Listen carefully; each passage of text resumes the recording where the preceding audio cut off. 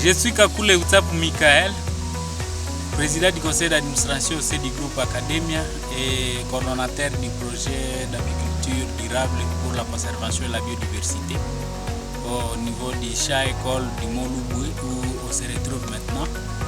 Et que c'est par un mouvement de soulagement que nous avons atteint la fin des activités préliminaires de ces projets, dédiés à pouvoir approcher les communautés à la préservation de la biodiversité et spécialement accorder une place de choix à la protection des pollinisateurs, rien autre que les abeilles, et tout en aussi apportant un aspect innovant par le fait que l'apiculture, comme on le connaissait auparavant, était aussi comme une activité qui doit se retrouver uniquement dans le reboisement. Et ce reboisement ne pouvait pas être aussi combiné avec des plantes mellifères.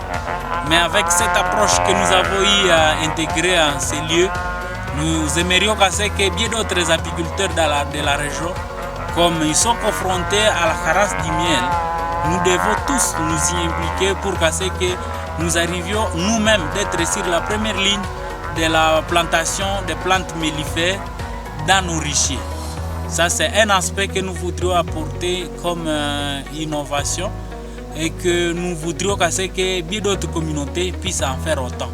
Parce qu'on a compris qu'aussitôt qu'on parle de l'apiculture, on a intérêt de vouloir passer tout simplement au miel.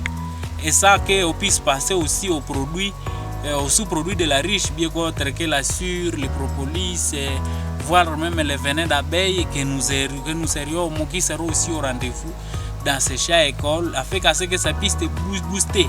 Et à part ça, lorsque vous êtes en train de faire les visites d'inspection, vous vous êtes rendu compte que réellement, avec nos différentes plantes mellifères évoluent à bon trait, et qu'avec nos courges, vous avez retrouvé qu'il y a des goyaves, des avocatiers, il y a des tournesols.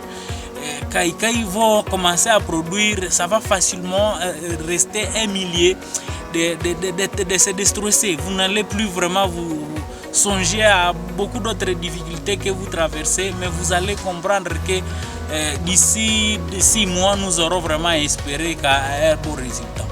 Donc l'étape qui pourra suivre, ça va tout simplement apporter des colonies dans ces différentes riches qui sont déjà installées. Et c'est là probablement la semaine prochaine, le peu de captures qui est disposé des colonies d'abeilles que nous disposons, nous allons les orienter vers ces sites et que les prochains documentaires que vous aurez seulement à voir le mouvement des abeilles au niveau de ces richiers que nous venons au moins d'installer, d'implanter.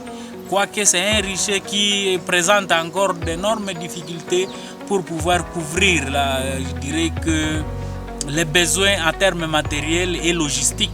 Vous allez voir que si je peux facilement me répéter, le matériel à guise de bien d'autres riches qui pourront au moins facilement couvrir l'espace que nous voudrions reboiser et voir comment occuper.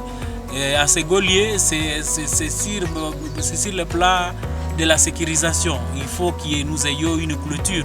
Si ces lieux, comme c'est vraiment l'espace qui pourra facilement nous aider à non seulement à apprendre de nouvelles techniques apicoles susceptibles à pouvoir conduire nos exploitations apicoles, mais aussi à conduire même bien d'autres recherches scientifiques qui pourront se mener dans ce secteur et que ça va facilement apporter de la plus-value aux agriculteurs qui sont dans la région lorsqu'ils pourront facilement faire une culture et que la pollinisation sera en ça pour ça. Donc on trouve en suffisance que ces champs-écoles, ça présente des diverses opportunités qu'on pourra facilement exploiter tout en évitant bien d'autres jeunes apiculteurs, pourquoi pas. Et c'est là qui aimerait aussi se lancer dans ce secteur, de pouvoir aussi se joindre aux initiatives du groupe Academia et voir même aux efforts de Melbet, que c'est une entreprise. Mais nous aimerions aussi de voir les organisations de la conservation de la nature qui puissent aussi faire autant pour que ces champs-écoles puissent franchement répondre aux normes tant nationales qu'internationales. Après que nous ayons installé nos riches, Donc l'étape est de diversifier les techniques de piégeage des colonies d'abeilles, comme à l'instar de cette boîte de capture et bien d'autres boîtes de capture qui sont déjà ici et là. C'est vraiment l'étape de dire bienvenue aux colonies d'abeilles qui a fait ce qu'ils puissent facilement revaloriser encore une fois les différentes riches que nous avons déjà fabriquées et plus donner vraiment son vrai rôle. Donc avec cette boîte de capture, ça a vraiment plus de chances de vouloir amener des colonies d'abeilles plus vite que la riche normale. Donc avec ces boîtes de capture, bien d'autres sont installés vers à 15 mètres je dirais que de ces états piscicoles. En fait, c'est que lorsque les abeilles seraient en train d'aller récupérer de l'eau, ils vont facilement trouver la maison proche. Ils n'hésiteront pas facilement à pouvoir rejoindre. Donc, c'est l'une des techniques qui est toujours connue par la plupart de tous les apiculteurs pour qu'on arrive à accueillir facilement les abeilles. Donc, même à la maison, on peut les placer sur les toits si vraiment votre parcelle a souvent connu des colonies d'abeilles. On peut amener ceci dans votre parcelle.